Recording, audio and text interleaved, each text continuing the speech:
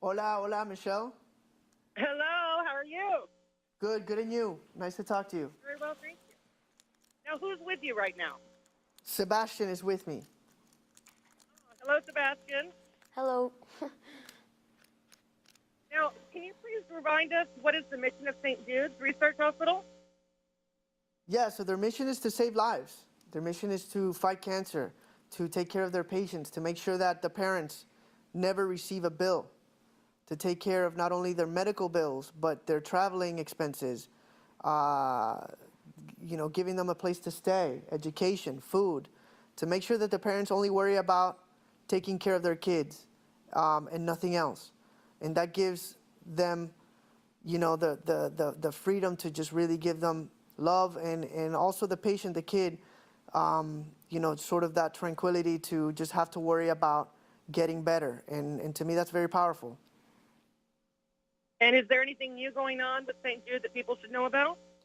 Well, yeah, we're celebrating the 14th annual Thanksgiving campaign. It's a campaign that we celebrate always during Christmas time. It starts right after Thanksgiving, and it's important because it's a time to give, and it's a time to celebrate, and it's a time to go out shopping, and that's why we want to make sure that we don't forget about all the kids, all the patients of St. Jude who are going through this even during the Christmas time. So that's what we tell people. When you're out there shopping and getting your gifts, whenever you see that logo of St. Jude, you can give a donation directly for this campaign and for St. Jude. Now, Sebastian, why is St. Jude important to you?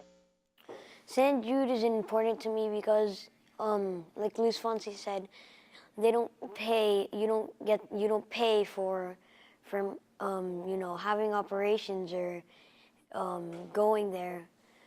I think that's important to me, but really everything in St. Jude is special.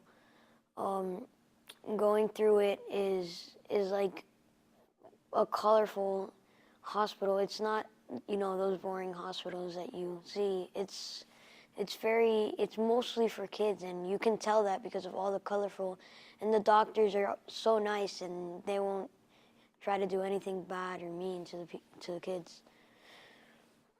Now, Luis, your wife is a cancer survivor, so this is probably a little more hitting home for you.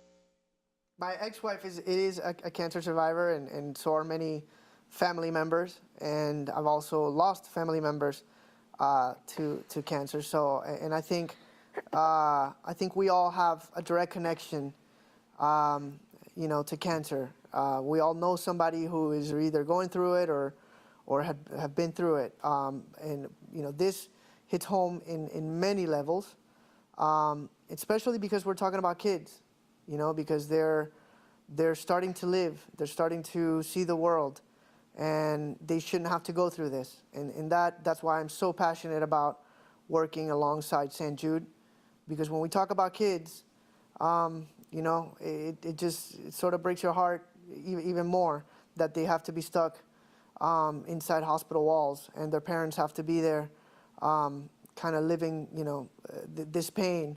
So, being a parent, having my own kids, knowing how important they are to me, I want to make sure that no parent has to go through this. And I really do believe that one day we're going to find this cure. And the only way to do it is to keep on researching, to keep on finding a way to make it all better. And that's why St. Jude is so important, because it is a hospital, but it's also a research center. And I do believe that we are getting, if you look at the percentages, they have gone up. And I think we still have a long way to go, but we're getting there. Now, you do a lot of charity work. In fact, the Latin Grammys were sort of a love letter to Puerto Rico. What are your latest efforts to help people in Puerto Rico? I'm working with a lot of different organizations. I started my own fund, You Caring Fund, for Puerto Rico as well. It is my hometown. My family's still there. Most of them still don't have electricity. A lot of my friends have lost their jobs. It is a tough time. It has been a tough, 2-3 months, and there's still a lot of work to do. I'm actually going there next week with a jet plane filled with toys to take to kids. So I'm doing as much as I can, physically and financially I can, to ease their pain. There's still a lot of work to be done, and it's going to be a tough Christmas for them. When you're not working, what do you like to do for fun? I don't remember what it was to not work, but that's what I call a good problem. Right now, I'm looking forward to having a few days off towards the end of the year and the beginning of next year. And what I want to do is just do as little as possible. I want to be with my kids. I haven't been able to spend a lot of time with my baby boy, who was born a few weeks before my song Despacito came out. So I just want to be with him and with my daughter and just be home for a little bit. That sounds like a good plan. Now, what are you working on next? Well, I just released a new single called Échame la Culpa, which is a duet with Demi Lovato. Just came out a few weeks ago. It's doing amazing. People are supporting it. Really excited about it. And I pick back up right where I left off this year. Next year, mid to late January, we start touring again.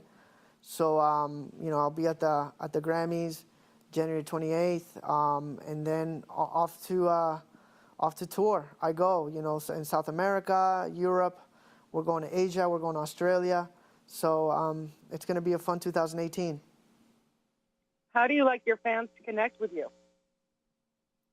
The connection with the fans is, to me, that's everything. That's the reason I'm here.